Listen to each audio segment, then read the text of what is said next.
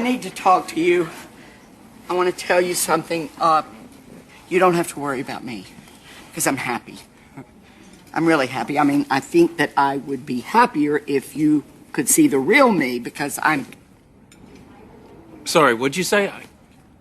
I'm sorry, Dad. I'm still not getting it. I am gay. Thanks for the newsflash, Sid.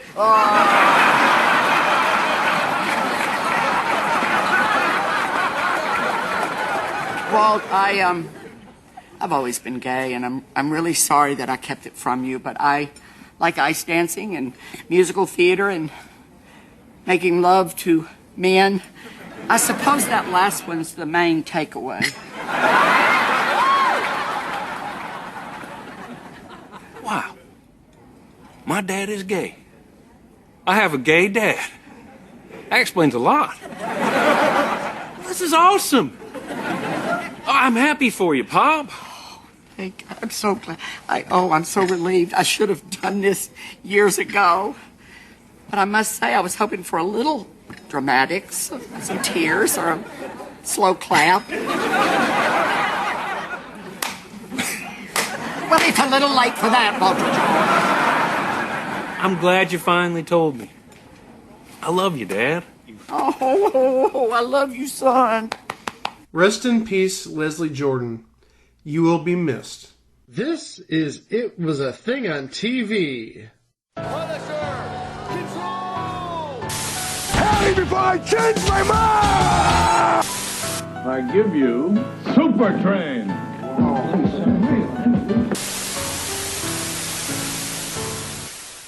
Episode 318, submission number 427, Eerie, Indiana.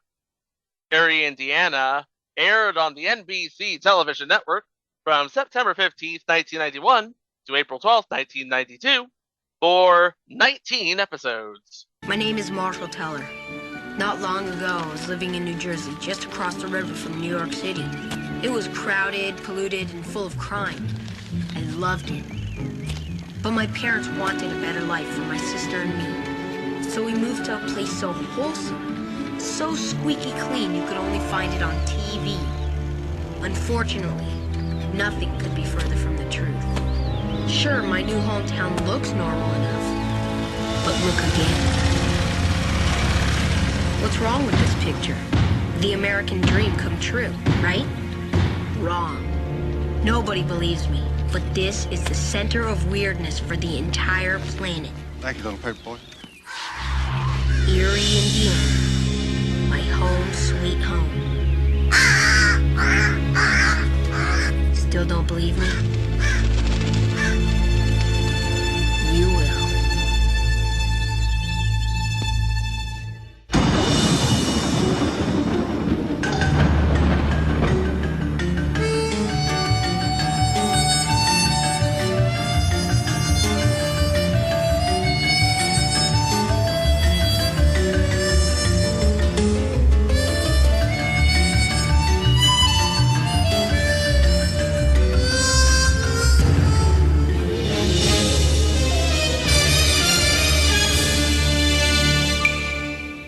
When you think of John Cosgrove and Terry Dunn Muir, you don't necessarily think of a horror, mystery, science fiction, supernatural, family dramedy. But believe it or not, they were the producers of this show. They would actually be known for another show on NBC that follows a similar premise to this show. A show that recently dropped a new season on Netflix. A show that we covered on this podcast once upon a time. It's a favorite of ours. Unsolved Mysteries. Yes, Unsolved Mysteries. Classic on NBC. But they did produce this show, which was actually created by Jose Rivera and Carl Schaefer. Carl Schaefer, of course, known for such classics as The Dead Zone, The Ghost Whisperer, and something called TV 101. I believe that centered around a classroom learning the art of television. And Jose Rivera, who also created this series, became the first Puerto Rican to be nominated for an Oscar for Best Adapted Screenplay for the film The Motorcycle Diaries, based on Che Guevara's diary about a motorcycle trip which he and Alberto Granado had.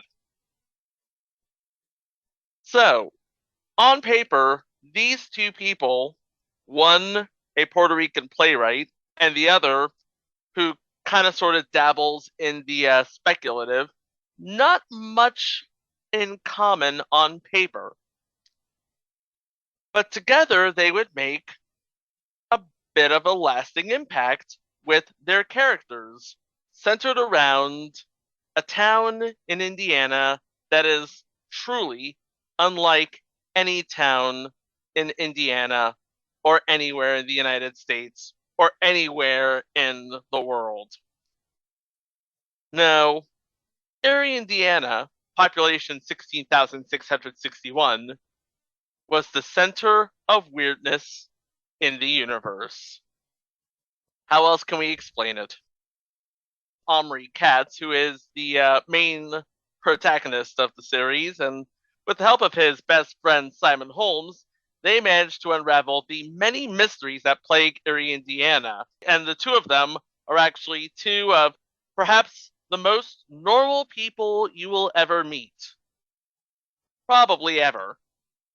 Omri Katz, who played Marshall, he was known as primarily a that guy from That Thing, but he did have one lasting recurring role as Tony Hemingway on the 1993 short-lived series The John Larroquette Show, which was actually his first show after Night Court got canceled. John Larroquette. But hold on, you're burying the lead. Because he was in Hocus Pocus! He was in Hocus Pocus. I totally forgot about that. Yes, how could you forget he was in Hocus Pocus? I was concentrated on the witches, thank you very much. But yeah, he is a fan of the New York Giants. He grew up in New Jersey, and he constantly compares his new hometown, Eerie, Indiana, to where he grew up in New Jersey, which is, in his mind, the epitome of normal. I can't even begin to unpack that statement. Nothing about New Jersey's normal. Not even the most normal part of New Jersey is normal. No. I've been in North Jersey. I've been in South Jersey. I couldn't find a single normal thing about either. He's joined by Simon Holmes, a 9-year-old best friend, who spends most of his free time hanging out with Marshall. He was a lonely child, and most of his peers in Eerie shunned him. He also believes something's weird in Eerie, and he's out to prove what it is. He's played by Justin Shankaro, who would be, if I'm not mistaken, one of the 3 kids that are central to the plot of the hit CBS series Picket Fences. Yeah, that's right, he was in Picket Fences. Mm-hmm. He also performed some additional voices in Spider-Man Into the Spider-Verse. I know you're into that thing, Greg. Yeah, well, we did an episode about that on another podcast.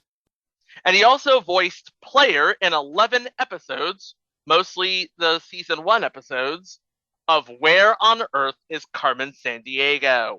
The animated series. Yes, the animated series. With Jennifer Hale and Scott Menville. And Rita Moreno as Carmen Sandiego. Rounding out the cast as Marshall's mom is Mary Margaret Humes. She plays Marilyn, who pretty much leaves the 2 kids to their own devices.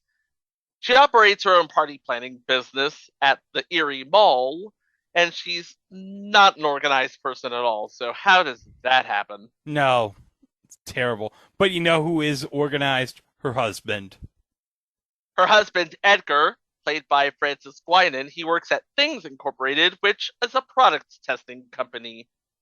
And according to Marshall, it was his idea to leave New Jersey and move to Eerie. What a stupid idea. Yeah, I'm going to leave New Jersey and I'm going to go to this random town in Indiana. Not even on the map, apparently. How did he find it if it's not on the map? Who knows? This is Eerie, Indiana. Nothing makes sense. By the way, Edgar Teller, fun fact, is a nod to American nuclear physicist Edward Teller. Francis Guinan has made a lot of appearances on a lot of TV shows of this genre, like Star Trek Voyager, Sliders, Without a Trace, Star Trek Enterprise, Crossing Jordan to Practice, CSI, CSI Miami, CSI New York, Frasier, Mike and Molly, and Constantine. The movie, not the TV show. As for Mary Margaret Humes, she's primarily known as that lady from that TV movie. Her last known role was as Alice in 2 Tickets to Paradise. I got 2 tickets to paradise. You think Eddie Money did the soundtrack for that movie? I couldn't tell you. But yeah, that's the family, that's his friends, and then there are 2 more characters, Cindy Marie Priscilla Teller, Marshall's older sister, who is practicing for a driver's license, and much like Madison before her on She-Hulk, don't worry, we'll get to that, Cindy spells her name rather oddly. It's an S, not a C, and there is an I, but it's not where you think it is. It's not where you think.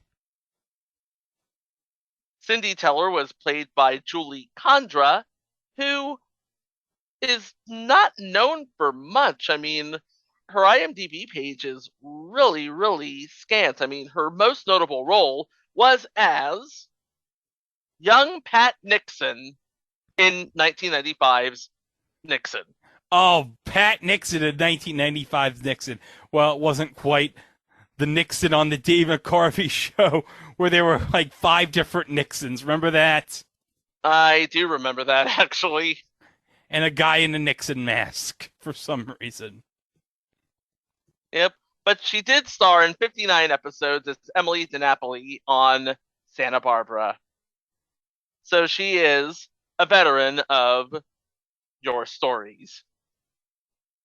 And then playing the role of Dash X, who is, after episode 13, a character shrouded in mystery who claims that he woke up in Weirdsville without any knowledge of how he got there, or his parents, hometown, past, or real name, is Jason Marsden, who you would remember as Rich Halkey from the final seasons of Step by Step. By the way, he too was in Hocus Pocus. He was? Yeah, he played the voice of Thackeray Binks. Oh, okay, that makes sense. Yeah, but he had another role in the Disney universe. Several roles, but, you know, what the big one was, if you're a child of a certain age growing up in this period. Let me guess. Gummy bears? No. Oh. He played Max Goof in a Goofy movie. Oh, that's right. He was the voice of Max Goof on a Goofy movie. And he was really, really good at it. And you know what? Second best soundtrack for an animated feature. Yes, second best soundtrack. Very good soundtrack in a Goofy movie. Yes, very good. Tevin Campbell's Eye to Eye is a banger, but it's no Space Jam. It just isn't. No. Now, we do have some recurring cast members in the show. Playing Mr. Radford, who runs the World of Stuff, which is, I guess, what did you say, Chico? It's kind of like this show's version of the Max, kind of. Yeah, somewhat, sort of. It's the central hub, the hangout at Eerie, Indiana, I guess you could say. Yeah. So, playing Mr. Radford at first, we won't say who plays the other Mr. Radford, but we'll get to that. But playing the first Mr. Radford is Archie Hahn. Yes, Archie Hahn, best known for his role as teacher in song number 2 in 2006's John Tucker Must Die. Yes. And literally nothing else. And literally nothing else. Well, that's not true. He's been on a lot of things. He was in 18 episodes of Mary Hartman, 5 episodes of The Life and Times of Eddie Roberts, whatever that is, and 1 episode of notable entry that we are going to cover sometime in March, Madam's Place. That's right, Mike. This better be good, Madam's Place. I'm just saying. Don't threaten me. It's going to be better than You Don't Know Jack. It's going to be better than the Hudson Brothers Razzle Dazzle show. And it's all I think you're expecting, right? Yeah. That's all. You know what? That's all we were expecting, and that's all we ask. Okay. And that's all you're going to get. Yeah. But okay, playing Sergeant Knight on this show. And another example of this isn't typecasting at all. Here he goes, who had just been coming off playing Deputy Andy Brennan on one of my favorite shows, Twin Peaks. But you know what I don't love Twin Peaks as much as, guys? Ooh, me. Chico, me, what me. do I not love Twin Peaks as much as? You love Twin Peaks, but it's only second to Wings. That's right. Because as we revealed, can you believe this? It's been 18 episodes since for the first time ever I mentioned that I love Wings. Yeah, it made Tony Shalhoub's career. It did. I understand. Yes. Greg, thank you very much for that closure, because we did just get a review of the podcast.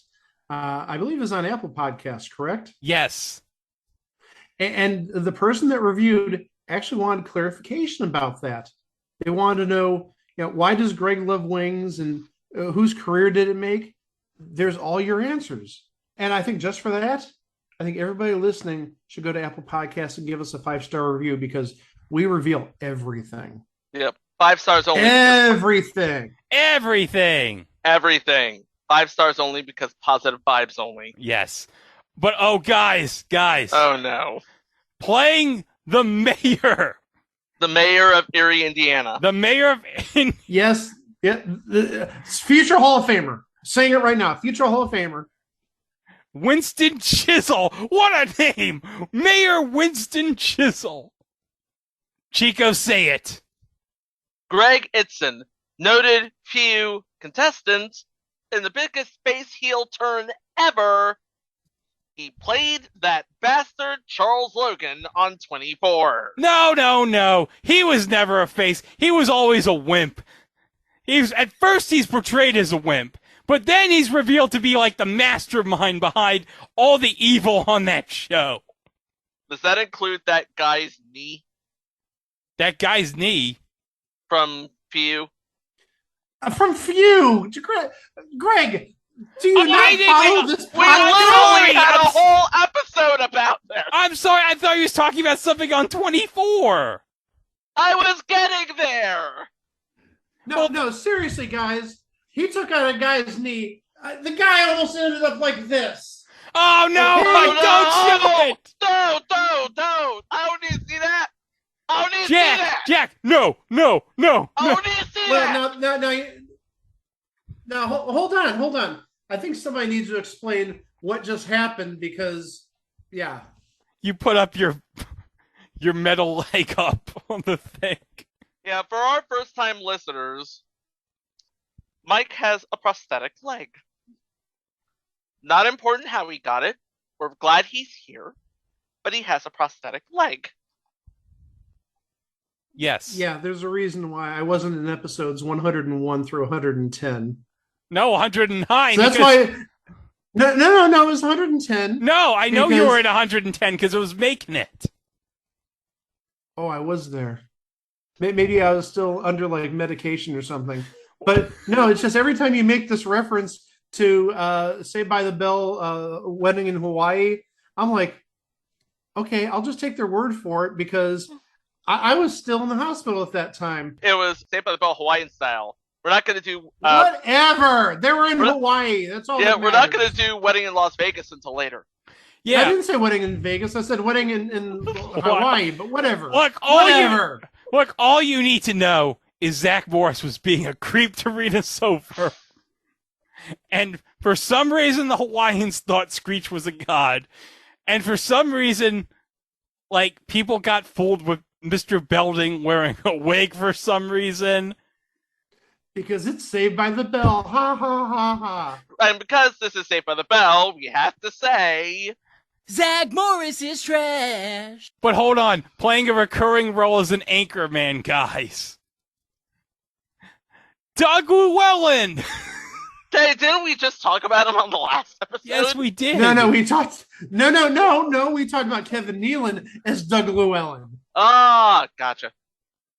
What needs to be said besides Doug Llewellyn? That's it. What'd you think of the judge's decision? But, playing Lodgepool. Another guy we've mentioned many times on this podcast. Henry Gibson. Yes, that Henry Gibson. Yeah, from Rowan and Martin's Laughing. All right, one more.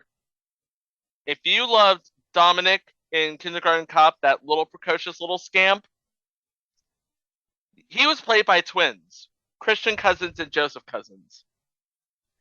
Those two actors play one more character, Harley Schwarzenegger Holmes. That is his Christian name. That is his given Christian name, Harley Schwarzenegger. For some reason, Simon's parents were like, let's give your brother the middle name of Schwarzenegger. Because I don't know, what would have been like the big movie? Maybe they saw like Predator or Commando or something and they thought, you know what? Arnold has such a great last name. Let's give him the middle name of our kid. No, I'm thinking to myself, Harley Schwarzenegger, they obviously rented the Terminator on VHS. Guys, I think you're way overthinking this because Kindergarten Cop was like 1990. So they're clearly watching Kindergarten Cop when they came up with that name. Don't overthink it. Occam's razor. He's right. Okay, well, there's nothing left to do, but let's go over some episodes. Alrighty. First episode is titled Foreverware. Marshall and his family are welcomed to their new home by Betty Wilson, who encourages Marshall's mom to buy Foreverware, a special type of plastic container guaranteed to keep anything fresh forever. Okay, Chico, do you want to explain the twist in this episode with the mom and her kids? And when they say it keeps anything fresh, they really do mean anything, including Mrs. Wilson's twin sons, who have been sealed in giant Foreverware boxes every night for 30 years to prevent them from aging. What's the twist? That's the twist, Chico! That's the weird twist. No, there's got to be pictures of the kids hanging somewhere in the house that are aging. Dorian Gray. I was just about to say, so are we talking about a Dorian Gray sort of situation? Is this a little too high class for this podcast? No. Nothing is too high class for this podcast, Mike. Nothing's too low class either, but yeah. Anyway, playing the role of Betty Wilson, Luann Gideon, who kids of a certain age would recognize from two shows. One as Danielle Atron on The Secret World of Alex Mack, and two as Becky Belding. Becky Belding! Mr. Belding's wife! In that one episode of Saved by the Bell when Zach and Tori were trapped in the elevator. Yep, the very same. Oh, what a great episode. And, Mike, you're not going to believe this, but when Zach and Tori deliver Mrs. Belding's baby, do you know what Mr. and Mrs. Belding decide to name the baby? Harley Schwarzenegger. No. I think I've heard this, but please fill in the gaps. They named the baby Zach. So Mr. Belding's kid is named Zach Belding. Zach Belding is trash. Sadly, Luann Gideon is no longer with us. She died in 2014 at the young age of 58. Oh. Episode 2. The Retainer. When Steve gets a new retainer, it somehow allows him to hear the thoughts of dogs. But it turns out that man's best friend isn't so friendly after all. Marshall hooks up a tape recorder to Steve's retainer and, along with Simon, they try to figure out what the dogs are plotting. Ruh-roh. Ruh-roh! Woo-row!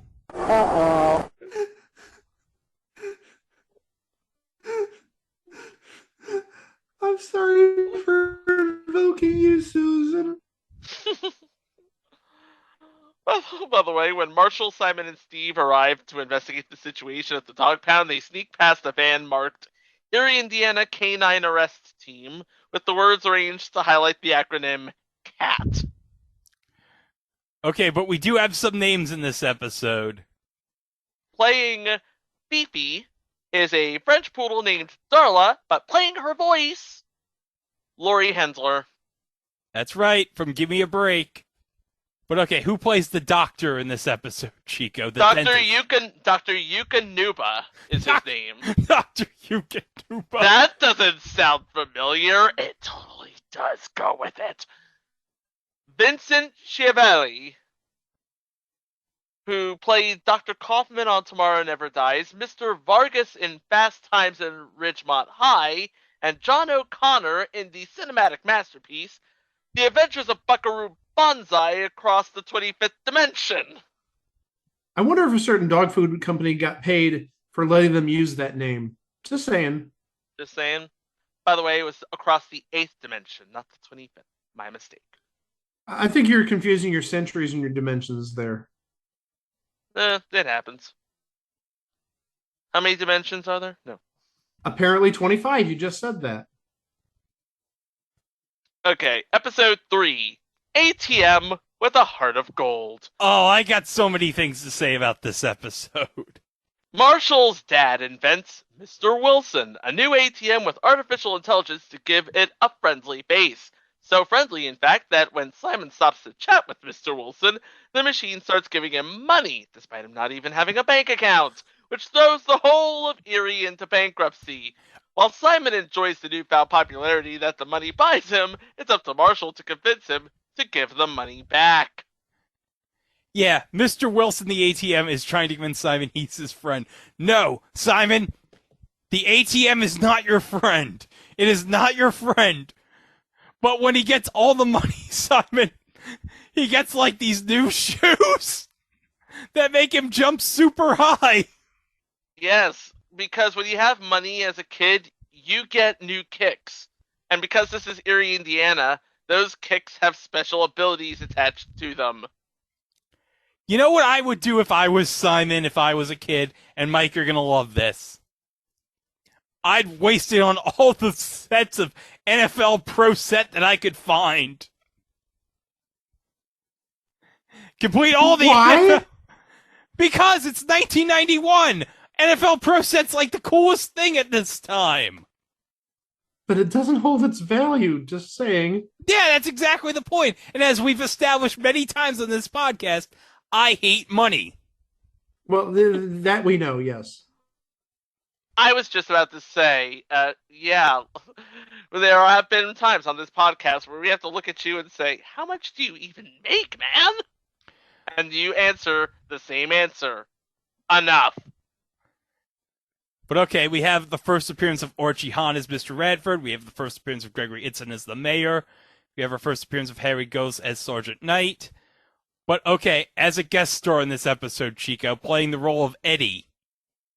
Scott Wenger. That's right. Steve Hale from Full House. That's right. He became a foot doctor. Yeah, in Fuller House, he became a foot doctor. And he and DJ finally made it official. It took him long enough. Yeah, it took so many years, but thankfully, Yeah. And one more credit that Scott Weinger did. He was the title role in the TV cartoon series Aladdin. He was Aladdin. Yeah, I think he was the voice of Aladdin in the movie, wasn't he? Yes, he was. Not the singing voice, the speaking voice. The speaking voice of Aladdin. Brad Kane was the singing voice. Yes, we all know that. Mm-hmm. And another name in this episode playing the role of Nicholas was Gabriel Damon, who played the voice of Nemo in Little Nemo Adventures in Slumberland, if you remember that. He was also Spot in Newsies and Todd in 2 episodes of Baywatch. Oh, Baywatch. But he was also Lyle in 2 episodes of Punky Brewster. And, we mentioned Call to Glory in the Street Hawk episode. He was in the Call to Glory as R.H. Sarnak. Oh, good. So he shared probably screen time with Keenan Wynn. That's terrific. Yes. And yes, he is the reason that Rex Smith got canceled. Damn it! Okay, episode 4, The Losers.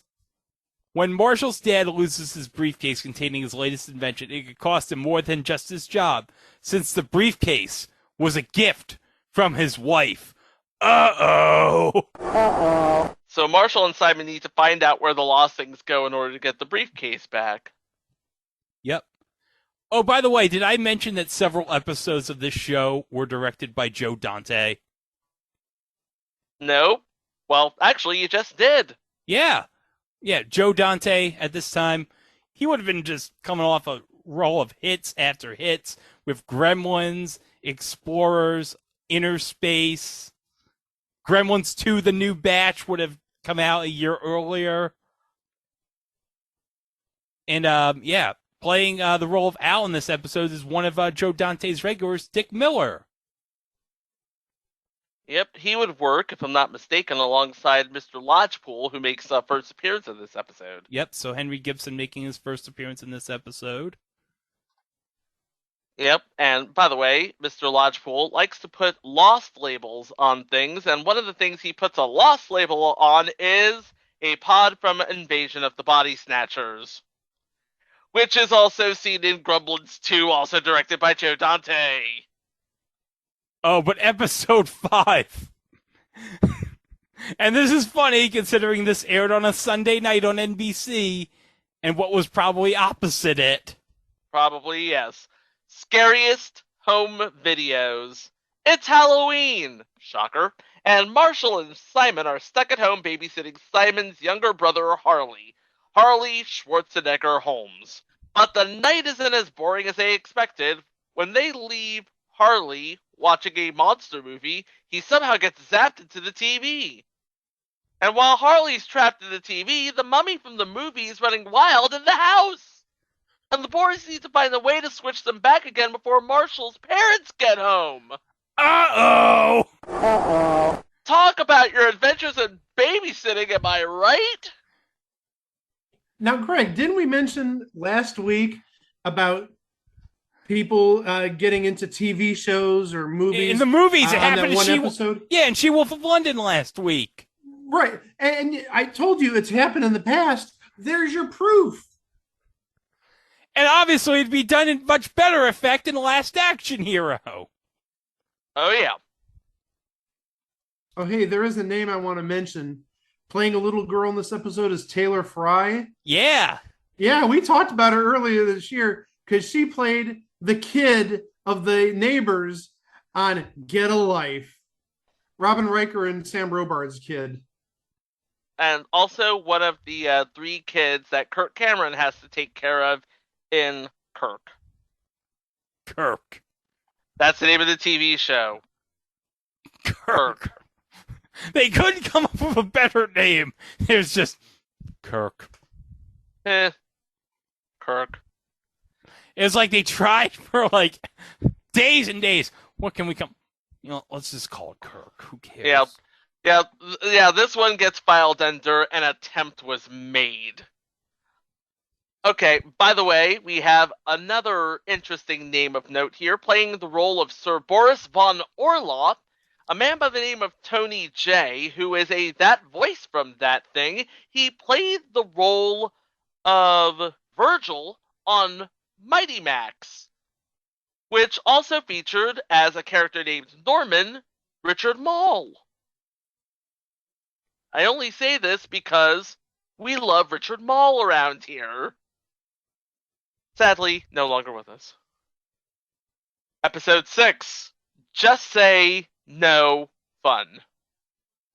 When Marshall and Simon get into trouble at school, they're surprised to find that instead of detention, they get sent to have an eye test. But with his new glasses, Simon seems to have lost his sense of fun, and all he wants to do is study.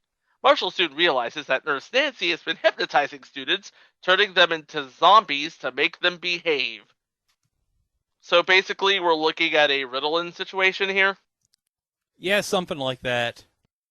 And playing the role of Nurse Nancy is Lucy Lee Flippin, who I don't believe has done anything of any... Well, actually, she... Yo, we've talked about her. She was Officer Rena Starland in The Last Precinct.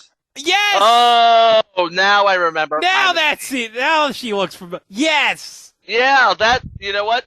That jostled my brain hole. So yeah, go back to that episode. Around this time last year, if I'm not mistaken. Episode 7. Heart on a Chain. Melanie arrives in Eerie, and both Marshall and his friend Devin fall for her. But when Devin is killed in an accident and his heart is transplanted into Melanie's body, she starts to act a lot like him. Playing the role of Devin is Corey Danziger, who was actually in The Burbs in 1989, and that was pretty much the most notable thing he's done with his career. Well, hold on. Who directed The Burbs? Who directed The Burbs? I swear to God, if you say Joe Dante. Joe Dante! Playing the role of Melanie would be Danielle Harris, who you would remember from Halloween 4, The Return of Michael Myers, and Halloween 5, The Revenge of Michael Myers, and as a credited cameo as Annie Brackett in both Rob Zombie's Halloween from 2007 and Rob Zombie's Halloween 2 from 2009. I'm sorry, I only recognize Halloween 3 Season of the Witch. Of course. Well, okay, I'll give you a little bit more of a mainstream reference, Greg, that you will definitely get. Yeah. She was Debbie Thornberry in The Wild Thornberries. Yeah, she was. And also played Sierra on Father of the Pride. Future installment, if there ever is one. Father of the Pride, oh my gosh. The Animated Lions, just saying. And a cameo was made, yeah. Yeah, and Temple was made. But also you get a cameo from Donkey from Shrek. But okay, hold on, Chico. Hold on. Episode 8. Now, hold on, Chico. Before we talk about this episode, let me just state. We got a very big name in this episode as a guest star.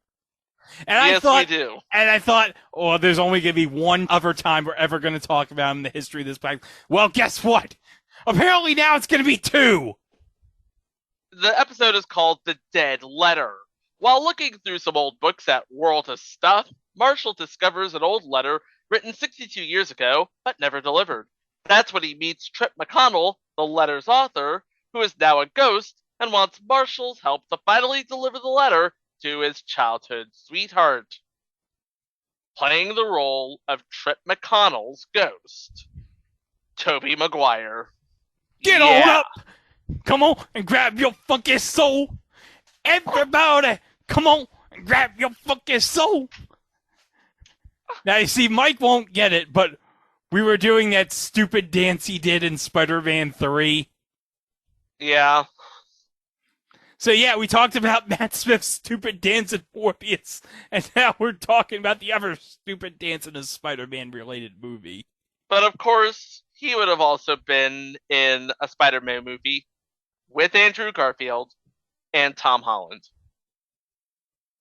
They were Spider-Men together, and they couldn't find a way home. They couldn't find a way home. There was literally no way home. Yeah. Oh, and you know who else was trying to deny them an opportunity to get home? Who else? Woo! What the hell is that? That's eugenics. Yeah. Okay, episode 9. Who's Who?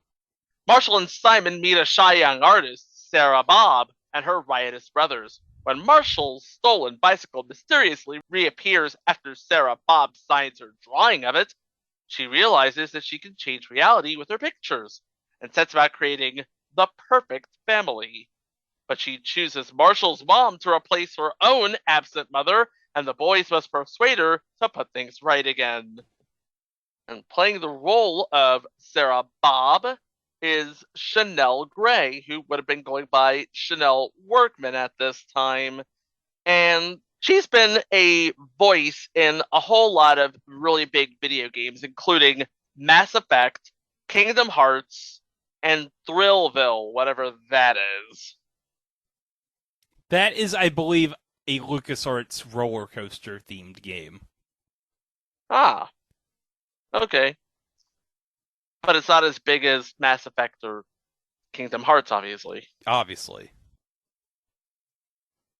Episode 10, The Lost Hour.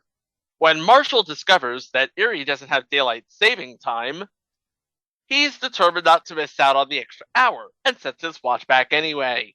But the next day, everyone in Eerie has disappeared except for some creepy garbage collectors and a strange milkman who explains that messing with time has transported Marshall to a parallel dimension. Before Marshall can get back to his own time, he must rescue a girl who got trapped in the lost hour the year before. But okay, before we get into the guest stars, I want to note who wrote this episode and who was the director of this episode. Because one of the writers in this episode is Vance DeGeneres. Brilliant mind. Brilliant. Yes, Ellen's brother. And the director? Bob Balbin. Brilliant mind. Brilliant. Yes. But also, he would be best known for playing Warren Littlefield in The Late Shift on HBO. But also, he was in Seinfeld. He was the NBC executive who joined Greenpeace to get Elaine's love. Yikes. Just yikes. And playing the role of Janet, the girl that Marshall has to rescue before he can get back to his own dimension. Oh, I want to say it. Go. Nikki Cox. Nice. The former Mrs. J. Moore. Oh, that's right. She married Jay Moore after she divorced Bobcat Goldthwait. Slight correction here. Nikki Cox and Bobcat Goldthwait were never married. They were just partners. Oh, and also, do you see what her first credit was? What's her first credit? Greg, sit down. Okay. Mac and Me. I feel like going to McDonald's, but I don't know why. Oh, she's an uncredited dancer, so she's probably with Jennifer Aniston in that one scene in the parking lot. Because that's how you settle things in 1988, with dance battles in a McDonald's parking lot. And in case you don't know who Nikki Cox is, she played Tiffany Malloy, who was sort of like Kelly Bundy-ish, Unhappily Ever After. Except she was smarter. And also, don't forget the voice of the rabbit on that show, Bobcat Goldthwait. It all ties in beautifully together. Oh my god, I forgot Kevin Connolly from Entourage was the brother in that show. I forgot that. I had forgotten that E from Entourage was on Unhappily Ever After. And on that note, let's take a short commercial break. After the messages, we'll be right back. Wednesday on NBC Premiere Week, an all-new Night Court. Dan was down and out. Now he's back, haunting the courthouse. I am the Phantom. Will he finally have his way with his captive Christine? And what's he doing with that accordion? We can't tell you now. Watch Night Court, premiering on NBC Wednesday. Wednesday on NBC Premiere Week, an all-new Quantum Leap, 4 years in the making. Sam finally returns home to the future and his forgotten love. I love you, Sam. This is the leap you never thought you'd see. Will he give it all up to save a friend? I can't let him die. And I can't let you go. A must-see Quantum Leap, NBC Wednesday.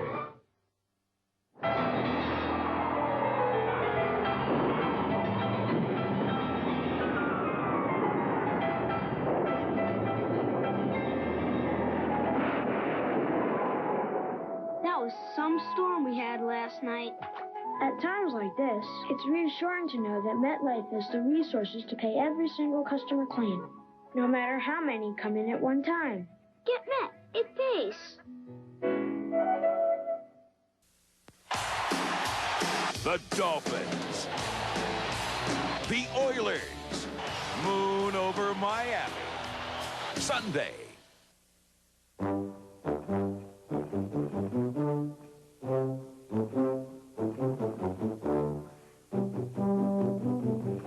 The Utah Honda dealers have the best-selling sedan in the country, the best-selling import in Utah, and the #1 car in customer satisfaction for 14 years. So, you'll excuse us if we toot our own horn a bit.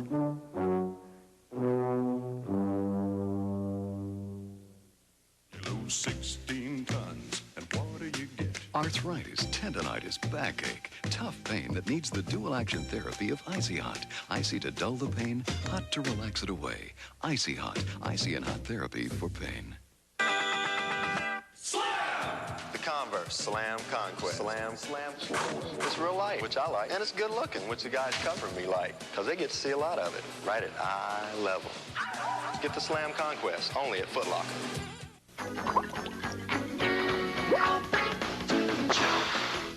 Okay, episode 11. Marshall's Theory of Believability. Professor Zircon, renowned authority on the parabelievable, announces that an extraterrestrial object he is tracking will land in Eerie. Marshall and Simon are thrilled to see the professor's museum and hope that they've finally found someone who might believe them. Marshall's dad, on the other hand, doesn't believe any of it and is worried that Marshall will be disappointed when he discovers that Professor Zircon is a fraud. Playing the role of Professor Zircon, John Standing, known as Lilliman in V for Vendetta. Oh, V for Vendetta, classic. He was in 12 episodes of the first Churchills from 1969. In the UK, of course. In the UK. But okay, playing the role of Claude is Michael J. Pollock. And I want to mention this because, guys, he played Benny in a 1995 episode of my favorite show, Wings. Yes! And as we all know, Wings made Tony Shalhoub's career. Indeed it did. Episode 12, Tornado Days. It's Tornado Day in Eerie, but Marshall decides to stay home while the rest of the town is out to celebrate the annual return of Old Bob the Tornado. When a crazy meteorologist crash lands his tornado rider into Marshall's garden, he explains that Old Bob is a tornado with a big ego and doesn't take kindly to Marshall's boycott of the celebrations. Playing the role of Old Bob is a tornado.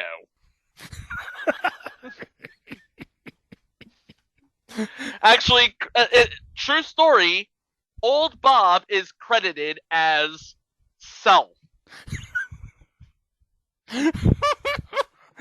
Man, that was some great acting by that tornado. Give him the Emmy, man. Oh, he should have won all the Emmys. All the Emmys, man. Hey, how about two real names? Okay. Playing the weatherman named Wally in this episode is Kelly Connell. Two credits I want to mention. One played Carter Pike on picket fences. And oh my gosh, I don't want to cover this one day, but I think we have to cover it one day.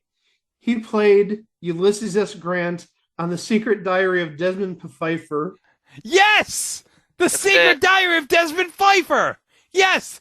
I can't wait for when we ever cover marginally worse than Carter Country. What are you talking about? What is marginally worse? No, there's no marginally worse. It was worse. What are you talking about? I was being facetious. What are you guys? What are you talking about? In the universe of Quarks, the animated series, there's an entire burger chain based on Desmond Pfeiffer. I thought it's Desmond Pfeiffer because I that's how I think they pronounce it on the show. To be honest. Yeah. Well, for some reason on Quarks they pronounced it Desmond Pfeiffer. I don't know why. Whatever. I don't. You know what? Whatever. I don't know. And Desmond Pfeiffer. Desmond Pfeiffer. Same thing. All right. Let me give you a little palate cleanser. A better name. Yes. Playing Howard Raymer in this episode is Matt Frewer, and where you'd know him from, he was Max Headroom. Max Headroom. Max. Hey, Edison. You look kind of like me. I wonder why that is. Mr. Wilson, why are you stealing my gimmick? Give it. And also, we'll eventually talk about him because we have to cover this show at some point. Doctor. Oh, yeah. That was a really good show. He also did voice work. He was the bishop on 12 episodes of Castlevania. And he was, and I still don't know whose idea this was, he was the voice of the Pink Panther in the 1990s reboot of the Pink Panther. Hold on. They gave a voice to the Pink Panther in this remade cartoon? Yes. In 1995, they rebooted the Pink Panther as like a weekly animated series and gave the Pink Panther a voice.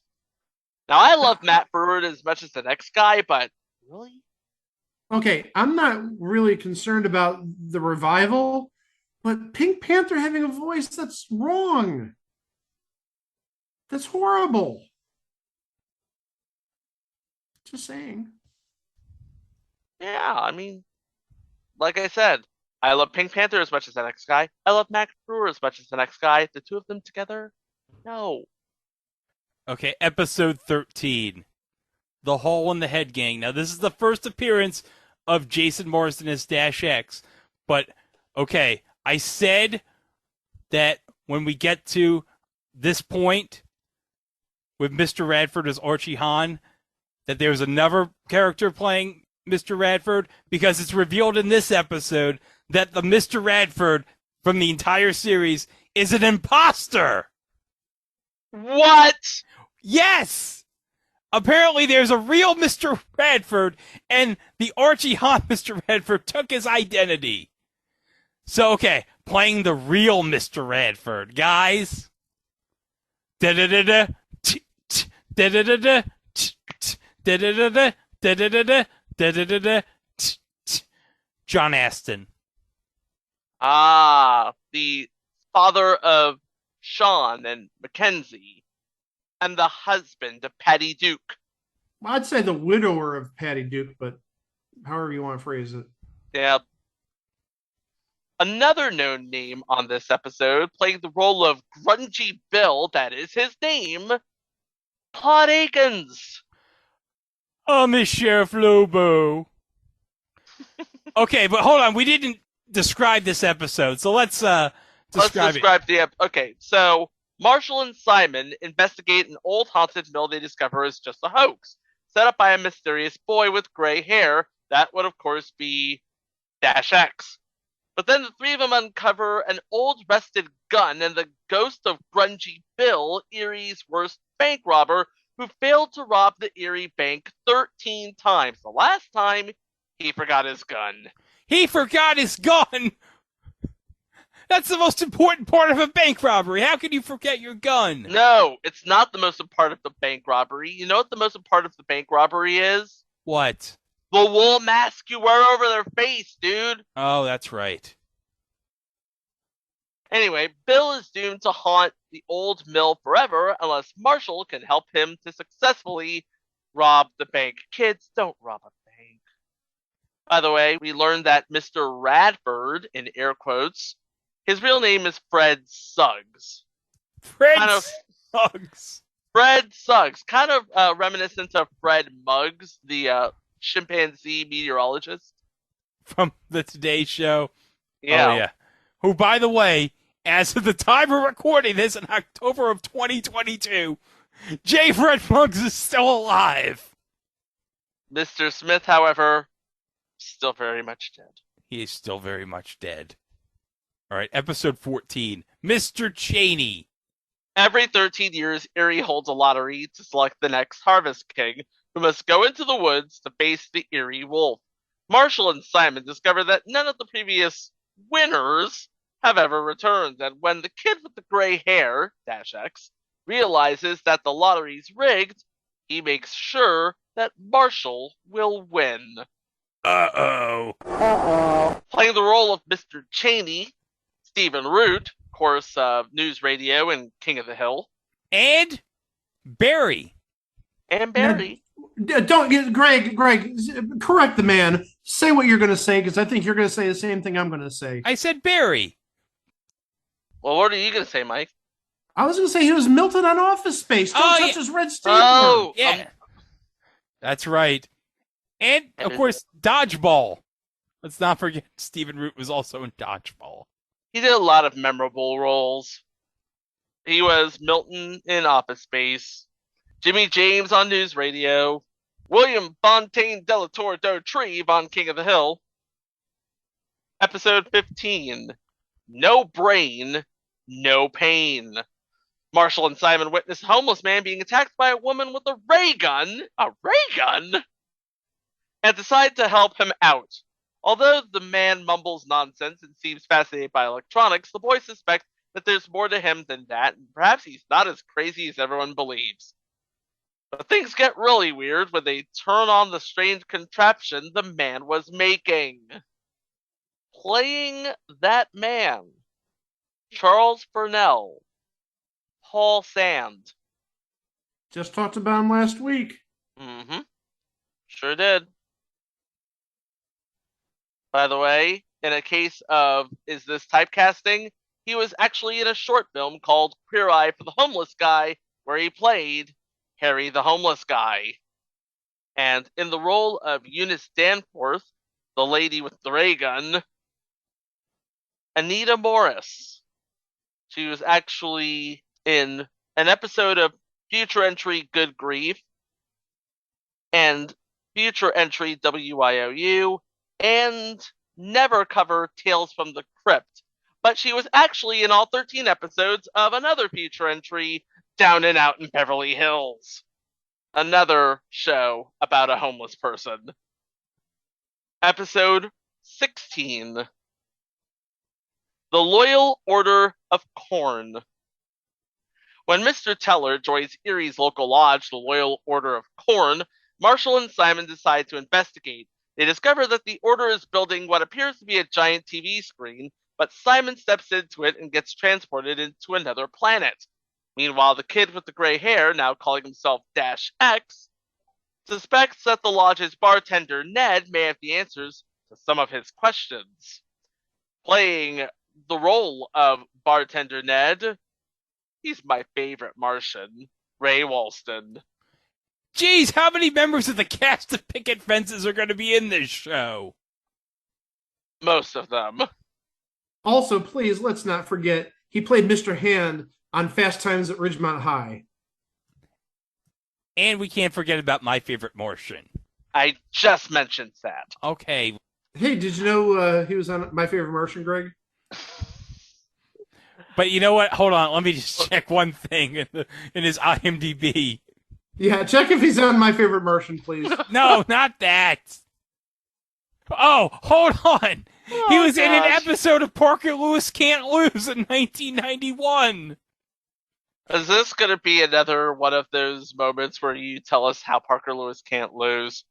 Yeah, he can't lose. Yeah. You know who directed this episode and produced Parker Lewis Can't Lose? Who? Brian Spicer. Oh, okay. You know what else he directed?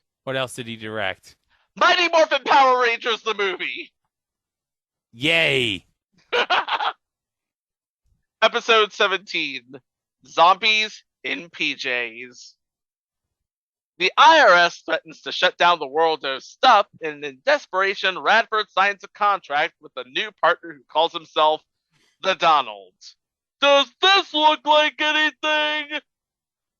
As the new marketing campaign takes subliminal advertising to a new level, sleepwalking customers start buying everything in sight on credit, and even Marshall and Simon can't resist signing on the dotted line. But they should have read the small print. I love this line. This is from IMDb. In a full-on satire of capitalism, the central character, played by Rene Auberjonois, look him up, introduces himself. Donald Schurkenlagenhagenblagen is the name, but you could just call me the Donald. The same nickname being used in the popular press by this time for Mr. Black. The send-up of capitalism, marketing, consumerism, and advertising is summarized when Marshall confronts the Donald. Nobody turns my family into zombies and gets away with it. The Donald retorts, they're not zombies, they're consumers. As Dash X chimes in, yeah, besides, how can you tell the difference? But yeah, like we mentioned, the Donald Hagenflagenflagen, is played by Rene Auberjonois, which we've mentioned numerous times on this show. Yeah, Odo. But also, he was Clayton running meet Endicott III on Benson, long running. But also, and I think we've mentioned this in the past, he was on an episode of It's Always Sunny in Philadelphia. You know what? We were long overdue for an It's Always Sunny in Philadelphia callback. Yeah, he was Dee's acting coach on the episode The Gang Gets a New Member. One of the better episodes, if you ask me. And also, it should be noted, Dee, not a good actor. No. It's established most of the series. She absolutely sucks at acting. This is a fact. Chuck Testa, can Dee act? Nope. Didn't think so. Okay, All episode 18. This is the last aired episode on NBC. Now, there was one unaired episode, but it did air later when it was syndicated on the Disney Channel in the 90s, in around late 93. Yes, it's called Reality Takes a Holiday. Marshall finds a script in his mailbox for a TV show called Eerie, Indiana. What? It's a script for a TV show called Eerie, Indiana. How is this possible, Chico? It's Eerie, Indiana. Anything is possible.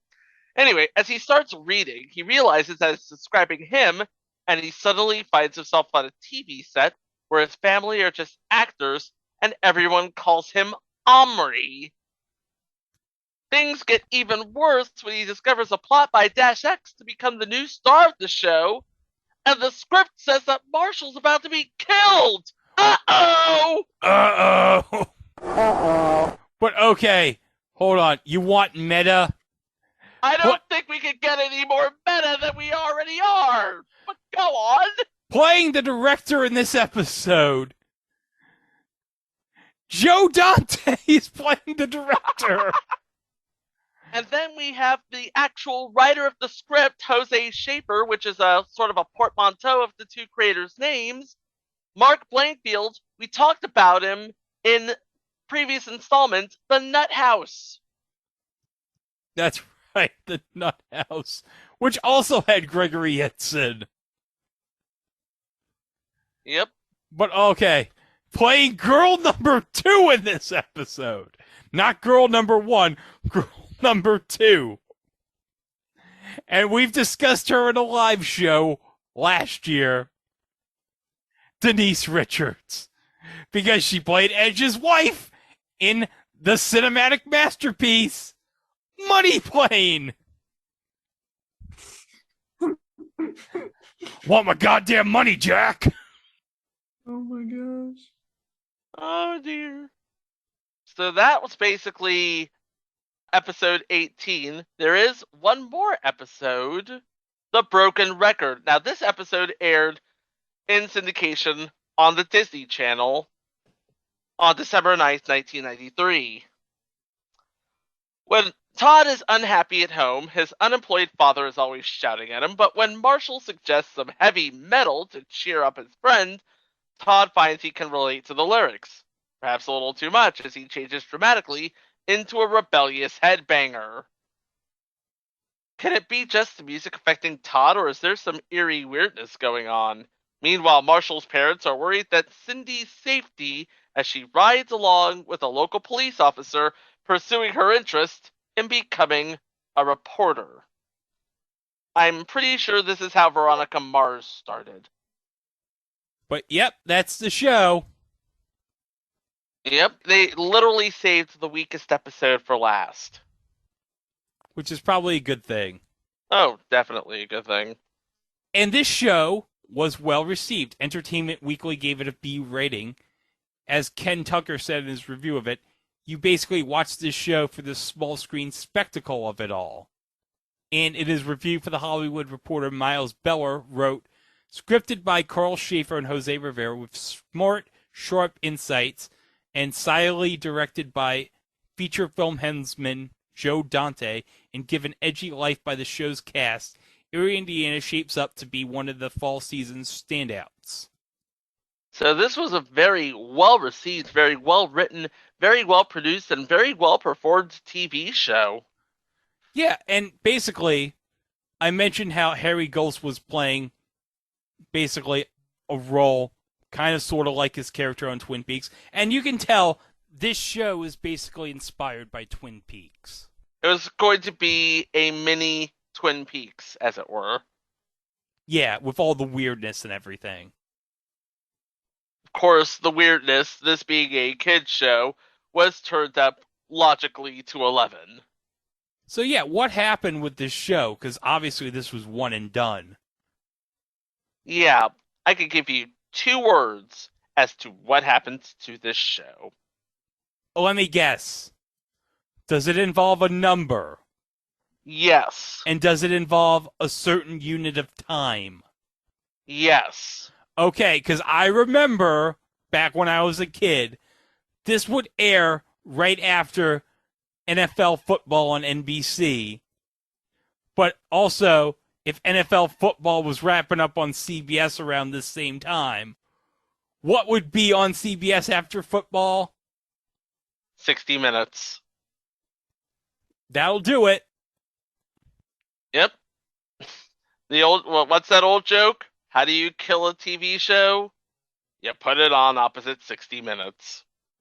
And sure enough, not only did Eerie, Indiana last one season at the 7 o'clock hour, so did The Adventures of Mark and Brian, feature entry there. Wait, what the hell is The Adventures of Mark and Brian? I don't. It says a lot that I remember Eerie, Indiana, obviously for other reasons, but I don't remember what The Adventures of Mark and Brian were. Mark and Brian were like a morning DJ crew for KLOS in Los Angeles, if I'm not mistaken. And also the rest of the Sunday lineup on NBC, because without that strong lead-in, the rest of the lineup just fell apart. Of course, going up against A, the NFL, and B, the MLB postseason in 1991. Yeah, because that would have been the World Series on CBS between the Minnesota Twins and the Atlanta baseball franchise. Yeah. Of course, NBC did find something to plug the lineup and keep it from hemorrhaging viewers. It put Unsolved Mysteries on at 8. I mean, it couldn't hold a candle to America's Funniest Home Videos, or Murder, She Wrote, or In Living Color, but it did decent numbers enough. Yeah, Sunday Nights at 8 in 1991, that was a pretty stacked, 4 shows on top of each other. A little something for everyone. America's Funniest Home Videos for the family, Murder, She Wrote for Nana and Pop Pop, In Living Color for the kids, and unsolved mysteries for everyone else. Because we all know the kids love Robert Stack. The kids love Robert Stack. Help us solve a mystery. No, I'd rather go back half an hour and help two kids solve a fictional mystery. How about that? But yeah, Eerie, Indiana, with that time slot, just never got off the ground. But it did have a bit of a legacy, because Alex Hirsch, who created Gravity Falls for the Disney Channel, cited Eerie, Indiana as one of the inspirations for that show. By the way, Gravity Falls, imagine Twin Peaks or Eerie, Indiana, but animated. I can definitely see that. Yeah, absolutely. If you've never seen Gravity Falls, please check it out. It's a darn good show. It's Jason Ritter and Kristen Schaal on it, right? Mm-hmm. Yeah. Really good show. And also, there were 17 books, 17 YA books released continuing the story of Eerie, Indiana. Because, okay, now, this did air in reruns, I remember, on the Disney Channel, but also, in 1997, this show would get a second life because reruns of it would air on the Fox Kids block. On the strength of the numbers for the original Eerie, Indiana, Fox Kids teamed up with Global to produce a spin-off or a sequel series called Eerie, Indiana, The Other Dimension, which followed another two kids and another family in this strange Indiana town. But that's another story for another thing on TV. As we mentioned, there was YA books based on Eerie, Indiana. There's 17 of them, I believe. Is that correct? 17 books? 17, correct. Okay. And they must have sold really well, I remember. I remember seeing these at Borders Books around 97, 98. That was like in the era where you had like Goosebumps, and that was like the biggest thing in YA at the time. Of course, this was obviously before the days, as I've mentioned many times, when you could make a series of YA books and they would make like 4 or 5 movies out of it. Yeah, this did the other way. You took a TV show and made YA books out of it. Yeah. But still, yeah, bit of a legacy and bit of a cult following that persists to this day. You can, because a DVD was released, you can still watch Eerie, Indiana, thanks to Alpha Video, who released the DVD with all of the episodes on it. Or, of course, you can watch all of the episodes for free, legally, with ads, on YouTube. Yes, but also, you can watch them on Freevee. Yep, they are on Amazon Freebie as we speak. So, okay, any final thoughts on Eerie, Indiana, Chico? That seems up your speed. I know you like Twin Peaks, and this is very much a kid's version of Twin Peaks. Yep. And nobody dies except for that one guy that one time. That one guy that one time. We don't have any, like, Laura Palmer wrapped in plastic, thankfully, on this show. But you know what? Let's review. We got, like, an Elvis impersonator for some reason living in the town. Great stuff. Old Elvis. Old Elvis. You got Gregory Itzin playing a jerk. That's great. You got John Astin. That's great. Jason Morrison. That's great. You got Henry Gibson. Henry Gibson. This entire show was great. But unfortunately, against 60 Minutes, it became just another thing on TV. But thankfully, Fox Kids did give it a second life. And it still has the cult following to this day. Yes, it does. And thank goodness it does, because most kids' TV nowadays, completely unwatchable. Oh, yeah, definitely. This show made you laugh and think. And also question the nature of your reality. So, you can visit Eerie, Indiana, or you can visit itwasathingontv.com, where we have all of our episodes all of our live watches, all of our mini-sodes, including the one we have coming up later this week. But in the meantime, don't forget to follow us on all of our socials at It Was a Thing on TV instead of Facebook, because Facebook is run by the last winner of the lottery to meet the wolf, Mark Zuckerberg. That would be It Was a Thing on TV podcast. And remember, subscribe to our YouTube, subscribe where all fine podcasts can be streamed. And if you are on YouTube, don't forget to hit the notification bell so you can stay up to date on all of our future entries, including what we have planned for next week. Now, next week, it's the beginning of November. We have 2 apropos entries, let's just say. And one of them is the one you voted for. As a reminder, you can follow us on all of our socials. We have links to the polls for our Election Day Viewers' Choice Special. Yeah, Greg, but unfortunately, at the time we're recording this episode is released the day after the poll ended. So you already know who won. That is right. You voted for it. We're going to cover it. Oh, hold on before we do. Now, of course, this is after the poll has already ended. I should mention, Chico. Mm-hmm. I should have said this in the last episode, but I mentioned how Dana Carvey and David Spade have a podcast in the Facebook chat on SNL. Yes. In one of the episodes, with Vanessa Bayer, David Spade, a minute and a half in, mentions the time when he auditioned for the New Monkees. He was going there on the strength of his comic chops and his skateboarding skills. That's right, those skateboarding skills he mastered to perfection in Police Academy 4. And the kicker is, he was a big fan of the Monkees, and he knew exactly what he was getting into. He could not sing for crap. No. Could you imagine how different history would be if David Spade was in the New Monkees? It would be crazy, let's just say. I think awkward is the word you're looking for. But hey, we'll cover that, if not next week, sometime in the future, along with many more other things on TV. Thank you for listening to this episode, and we'll see you with more stuff. Row! Next week on It Was a Thing on TV.